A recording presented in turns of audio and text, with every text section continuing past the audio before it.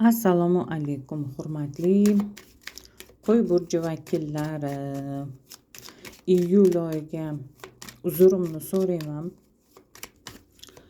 Shu kechikib qoldik tarot bashoratlaridan qanaqa voqealar, hodisalar kutilyapti.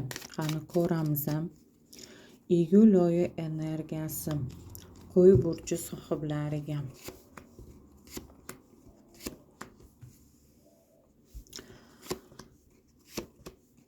Nimalar kutilyapti hayotingizda?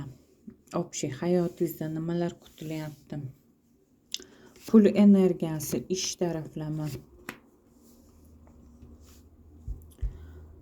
Sog'ligingizda, sevgi munosabatlari.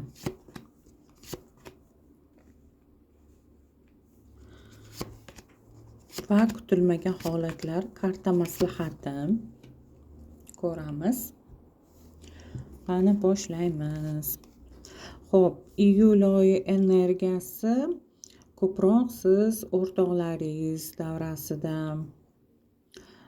yaqinlaringiz davrasida o'zingizni yaxshi his qilishingiz mumkin. Ya'ni siz ko'p tanishlaringiz bilan, ko'p o'rtoqlaringiz bilan uchrashuvlar bo'ladi, lekin ehtiyot bo'ling, bularning ichida sizni ko'rolmaydigan, sizni xohlamaydiganlar ham bo'lib qolishi mumkin. Sizda yaxshi energiyangizni o'g'irlaydigan atrofingizdagi insonlar ko'payishi mumkin. Qanaqa voqealar ro'y berishi mumkin? Siz o'z maqsadlaringiz sari intilsangiz, yaxshi natijalar ola olasiz. Sizni yo'llaringiz ochiq bo'ladi.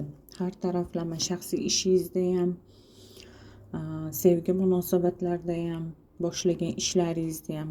Albatta bu ozroq qiyin bo'lishi mumkin, muammoli bo'lishi mumkin. Sizni o'zingizga yolg'iz o'zingiz kurashishingizga, maqsadlaringiz sari intilishingizga ozroq qiyin bo'lishi mumkin, lekin sizni doimo yo'llaringiz ochiq bo'ladi. Ishlaringizda nima gap? Judayam shijoatli bo'lasizlar qo'y burji vakillari. Asosiy energiya erkaklarimizga qaratilgan. Erkaklarimiz boshlagan ishlarida yoki maqsad qilgan ishlarida hammasi unumli va barakali yakunlanishi yoki umuman o'zi kutilmagan holatlardan omad kelishi kutilyapti ishlaringizda. Nimalar o'zgarishi mumkin? Sizni hayotingizda yangi insonlar keladi. Pozitivniy insonlar keladi.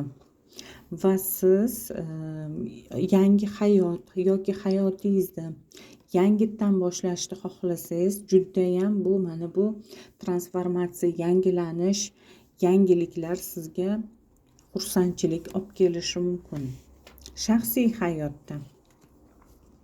Shaxsiy hayotda o'tmishingizdagi inson sizni hayotingizga gap berishi mumkin yoki siz bilan suhbatga chaqirishi mumkin, lekin bu suhbat siz uchun baribir ko'nglingizni og'ritadigan suhbatlar ro'y berishi mumkin. Demoqchimanki, o'tmishingizda qolgan insonlarni hayotingizga yana qaytib kirgizmasligingizni maslahat berar edim. Yoki siz yana bir shans berishingizni maslahat bermas edim. Chunki o'tmishingizdagi inson, o'tmishingizdagi shaxsiy hayot yana sizni ko'nglingizni og'ritib qo'yishi mumkin. Qanday yakunlanishi mumkin iyul oyi? Siz xafa bo'lmang. Umuman pozitiv energiyada bo'lishingiz kerak va o'zingizga bo'lgan ishonchni kuchaytirishingiz kerak bo'ladi. Va maqsadlaringiz sari intilishingiz kerak bo'ladi. O'shanda siz o'z maqsadlaringiz sari ko'p ishlaringizda yutuqli, omadli holatlarda bo'lasizlar. Xo'p, karta maslahati. Karta maslahati ozgina o'zingizda sovuqqonlik energiyasi paydo bo'lishi mumkin. Ya'ni ko'proq aqlan o'ylaydigan, ko'proq kelajagingizda, maqsadlaringizni o'ylaydigan holatlarda bo'lasizlar qo'y burji vakillari. shunaqa ochirim bo'ldi sizlar uchun. Va yana shuni aytmoqchimanki, agarda sizlarga ayollarimiz farzand kutayotganlar, iyul oyida juda ham ajoyib sizlarga yangilik kelishi mumkin. Farzand kutilishi, farzand dunyoga kelishi, homilador bo'lishinglar, sizlarning jenskiy energiyalaringiz yaxshilanishi, siz o'z baxtingizni topishingiz, iyul oyida topgan baxtingiz sizga abadiyga bo'lishi. Agarda iyul oyida siz munosabatlar boshlasangiz, hayotingizga kimdir kirib kelsa, u sizni chin yuragidan yaxshi ko'radigan, sizni ardoqlaydigan, hurmat qiladigan inson bo'ladi. Va oxirida oila kartasi bilan tushyapsizlar.